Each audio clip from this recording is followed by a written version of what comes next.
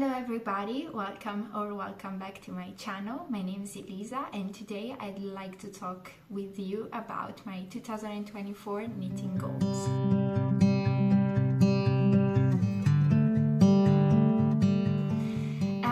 So it's a very gloomy Thursday evening, so the lighting is super bad, but I thought that I really wanted to sit down, take a minute to talk a little bit with you about my 2024 knitting goals.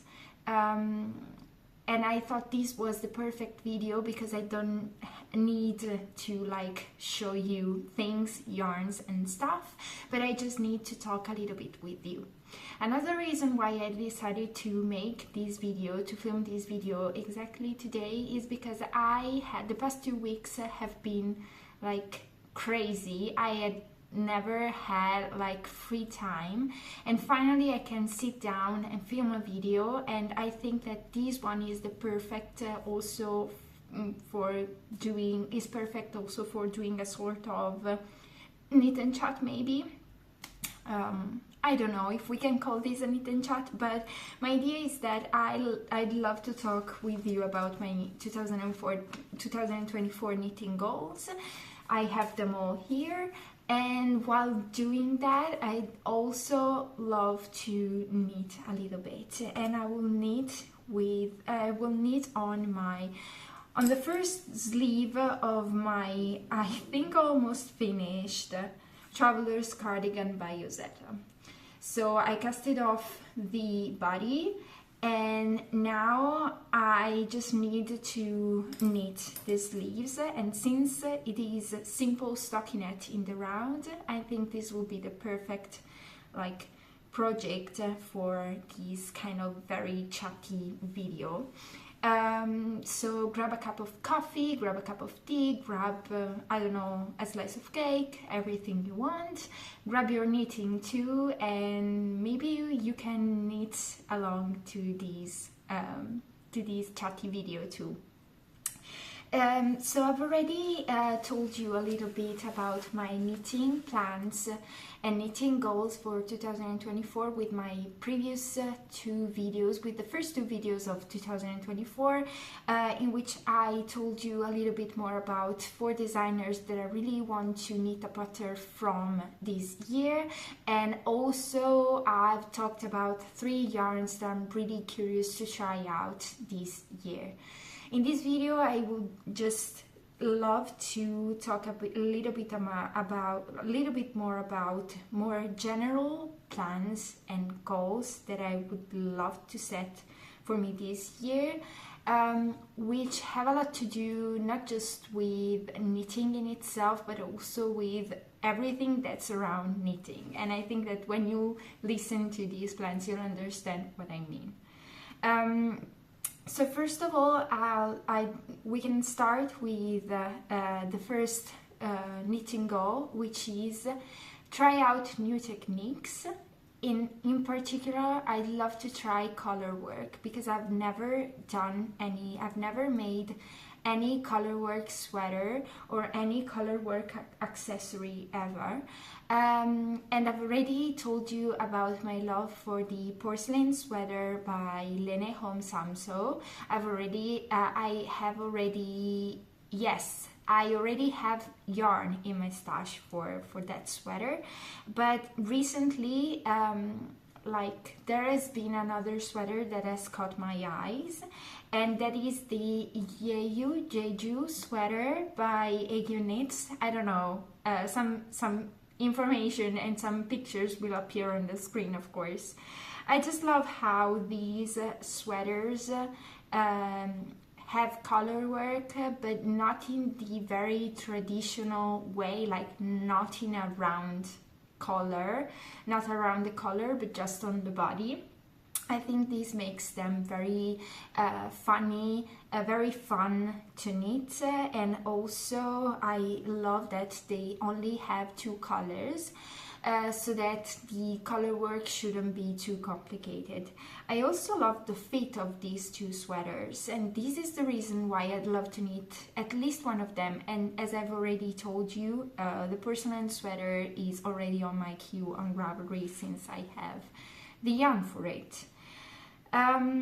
When it comes to trying out new techniques, I'm not just thinking about color work, I'm also thinking about something new and a little bit different in my wardrobe. I've already talked a lot about my love for Augustinsdk and Sophie Berlin's patterns, and I've recently fell in love with Augustins #1, which is this sort of blouse slash sweater, which has a lot of lacy details and ruffles, and I don't have anything like that in my wardrobe. Maybe just the Souffle by Laura Penrose as a very delicate ruffle, and that is nothing like that. I lost the stage, of course. That is nothing like the Augustins #1. So I'd really love to knit a pattern from Augustinsdk this year, because I think there's something very different from anything I've ever seen in the knitting community. I think they're very, very challenging, and I think that I could learn a lot from these patterns. Probably my choice will go on Augustin #1, or also on a dress, Augustin #11. But I think that one of them, I think I will learn a lot, and this is the main reason why I'd love to tackle one of Anne-Sophie Berlin's pattern. My second goal for 2024 is to try out new fibers. I think that I got used to knitting with merino, for example, by knitting for Olive. I got used to knitting with alpaca, mohair, even if I don't use that a lot. And the area in which I could do better is probably summer fibers. And for this reason, during this year and during spring and summer, which are seasons which are usually completely forgotten by knitters for obvious reasons, during this spring and summer, I'd really love to try out new fibers. For example, I've never worked with 100% silk yarn, or I've never worked with 100% linen yarn. And my desire to try out new fibers is just to, understand what I like, what I don't like. And it's also because here in Italy, climate isn't like, the weather is it gets hot very easily during spring and summer, so learning what I prefer to wear during those seasons is, I think, fundamental for me. I would also like to try out new yarn brands, and maybe to use some Italian fibers or some yarns from Italian companies. I'm thinking, for example, about Lanivendole. I've already bought some of their yarns during a yarn festival during the past year, but I've never worked with their summer fibers, and I think that they have a 100% linen base, which is called Estiva, and oh my god, I don't know if I will be able to restrain myself from buying those skeins this year. My third knitting goal for this year is, socializing, which might seem stupid. Of course, socializing in relation to knitting, like going to knit nights, when they're hosted around my area, or also going to yarn festival. And in this sense, I'm really thinking about going to Barcelona Knit, because I think that I'm really losing like the FOMO that I felt when I was home and everybody was at Barcelona Knit. It was like I couldn't bear it, and I almost never have FOMO. So that was a big thing. But you know, as a lot of knitter, I think I'm a pretty introverted person, so that I don't really like to socialize and go to public events. But I really think that with knitting, I could be able to attend some of the knit nights in Milan, maybe. But I also really think that I need it, in a sense that I want this hobby to be something shared, because it's something that really brings me joy. And I always talk about knitting with my family, with my friends, but sometimes I don't feel understood. And at the same time, this was the reason why I started this channel in the first place. But like at the moment, it feels really like talking out loud with myself. And you know, you can't live all your life on social media. You can't just leave knitting on Instagram or on YouTube. You really need to go out there, or at least this is my opinion, and this is what I'm feeling right now.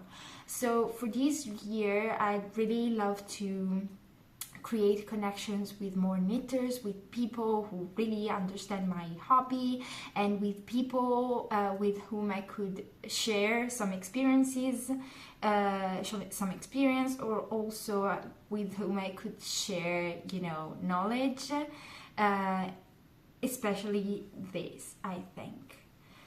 I don't know if you've ever attended any yarn festival, possibly in Europe, but please, if you have any idea about yarn festivals around, also in Italy maybe. I went to Knit It last year, but if you know about any like beautiful yarn festivals around Europe, please let me know, because I'm really in need of some suggestions and advice in this area. I was also thinking about maybe organizing some knit night, maybe for one of the next goals or the next milestones of this channel, something like Vanicia from the Woolly Worker did. But really, I'll have to see how this channel will go, and how my job, and if my job will allow me to have some free time to organize this thing. My fourth goal for 2024 is to buy more consciously. And this is something that's really, you know, the main goal for my 2024. For me, what does it mean to buy more consciously? For me, it means first of all to buy less. So to buy less yarn, and to buy in this way to have a higher budget in some ways. So I don't mean to spend less money, but just to buy less. Therefore, to get, you know, higher quality yarn. I know that this is something very tricky to talk about, I would say, but really, I usually like a price corresponds to a certain quality of the yarn. And I'm already trying to avoid buying from hobby or buying from, I don't know, drops, because, and that is not because I'm snob or elitist in any way, but just because I want my knits to, you know, last as long as possible. And I really think that if I buy good quality yarn, this is a fundamental step. This will be a fundamental step towards these, you know, durability that I want from my garments.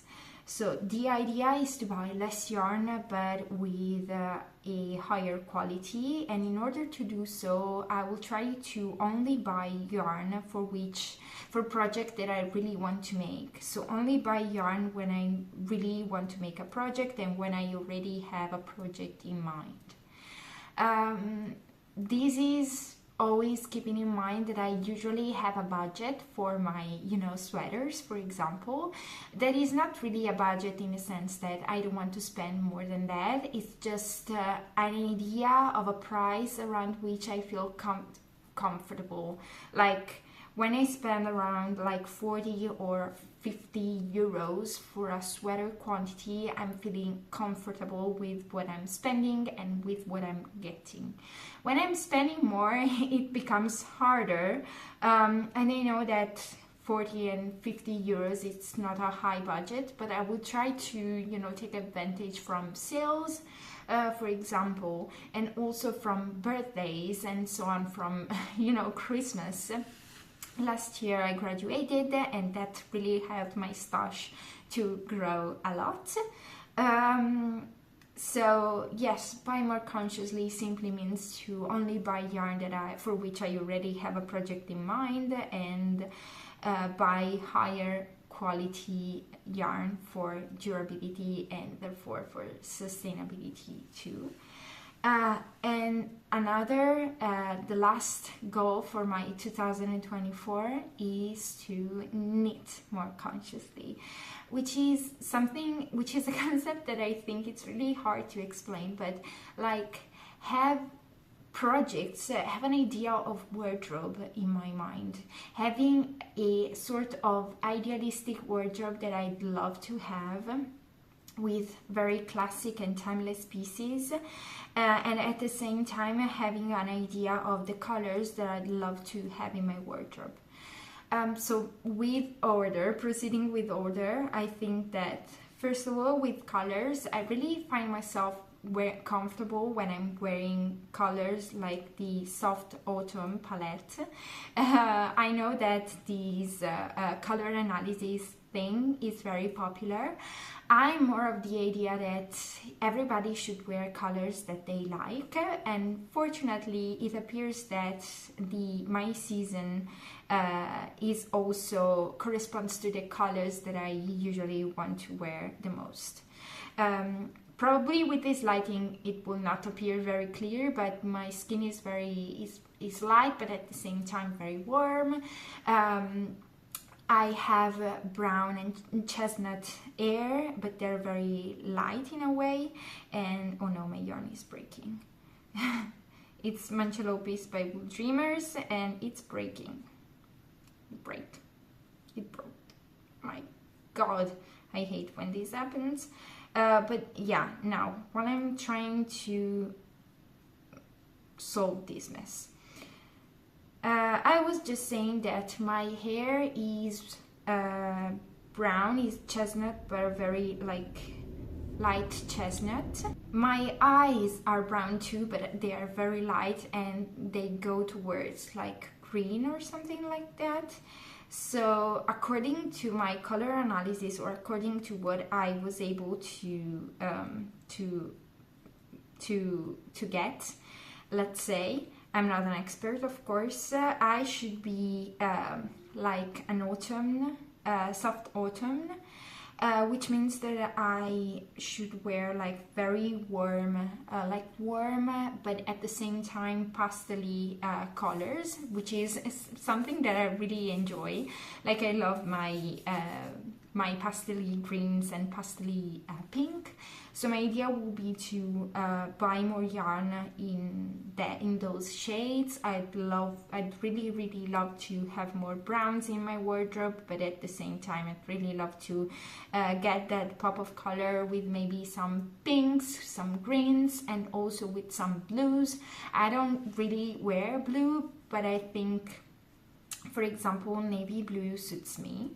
And when it comes to patterns, I really want to prioritize simple garments, staple garments, but with specific lines. Like I like oversized sweater, but I don't like super oversized sweater. I prefer drop shoulders over raglans, and I want to be conscious of that when I'm choosing a pattern. I prefer round neck cardigans instead of v-neck cardigans because I can wear them as sweaters, while I can't do that with v-neck cardigans. Or also, I'd love to have some more, like, I don't like this adjective, but some more feminine pieces, in the sense that I'd love more pieces with that, you know, romantic twist, very dramatic twist, exactly as Augustinsdk pattern. And my idea is to only choose patterns that I think would suit this idea of wardrobe for me, which could be a mixture of, you know, for the colors, for sure, light academia, but at the same time also a little bit of cottagecore because of all the ruffles and, you know, bows that I have in my mind. I don't know if that's clear, but I don't like to set boundaries for my wardrobe and for anything in my life. I just like to take everything that I like and put them all together, let's say. Another important point in this goal of knitting more consciously would definitely be to knit, to apply to less test knit probably. This year I applied to a lot of test knit because I had a lot of free time probably, but I'm slowly realizing that with a job I don't have that much free time, and I don't want to spend my free time knitting a garment that I for sure like, but that sets a deadline for me. I just want to be free to choose what I want to knit and when I want to knit. So probably I will prioritize, you know, test knits for specific patterns that I really enjoy it and that I think I would knit even if they, you know, even if I wasn't chosen for the test knit. I think I will prioritize test knitting accessories, but nothing. I will not apply to test knits, for example, just because I want to try a new yarn, or just because the test knit is sponsored with a yarn that I could not afford in any other way. I think that everything has its time, so if I can't buy that yarn in this moment, well, I'll maybe be able to get that in the future, or maybe somebody will give that to me. I don't know if I was very clear in my mind. It was also clear, and then when I started talking about my knitting goals, everything became a little bit more blurred, let's say. But if any of these goals resonated with you, please let me know in the comments down below. This is not a usual kind of video for me, so I really appreciate any kind of feedback. And also, for example, do you enjoy watching knit and chats? Because I think that maybe with this thing that I don't have that much time to knit in this moment, knit and chat could be very useful, because I could put together my knitting time and my YouTube time, and so that would be great for my schedule. Also, let me know if you have some specific knitting goals for your 2024 too, because I always feel so inspired by what you say in the comments under my videos. And all in all, I really hope you enjoyed this video, even if it was a little bit different. If you want, you can follow me on Instagram at Elisa Knitting Stories, where I give you more updates about my knitting life and everyday life. There you can be posted about when I upload new videos on YouTube. You can also click the subscribe button here on YouTube. That would help me incredibly. I can't wait to reach 1,500 subscribers here on YouTube, and this is becoming a very exciting journey for me. If you enjoyed this video, please give it a like, and I'll see you in the next one. Bye bye and happy knitting!